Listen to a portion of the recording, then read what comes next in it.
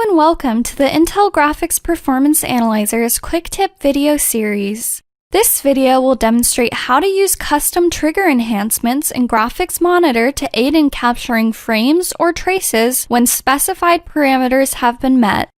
While in Graphics Monitor, you can select the Options button to go into the settings of the tool and then press the Triggers tab to view trigger options.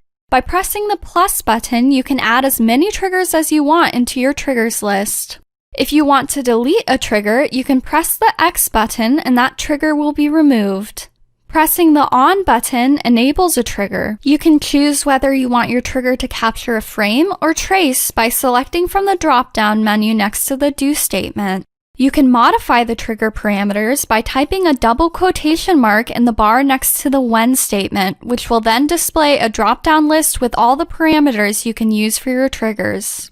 You can choose to use one parameter per trigger or choose to use operators to combine multiple parameters into one trigger, like the examples displayed by default in the Triggers tab. In the Post-Action drop-down menu, you can either choose to terminate your capture upon completion or do nothing, which will result in recapture after a specified time allotment. This time allotment can be altered by changing the number in seconds next to the Re-Trigger In section.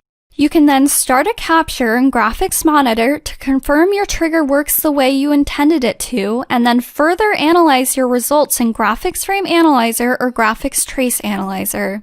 If you're interested in learning more about other features in Intel GPA to find bottlenecks and areas of optimization in your games, continue watching our Quick Tip video series. Thank you for watching. Make sure to like this video and subscribe to our YouTube channel for new exciting GPA updates and get started optimizing your games today.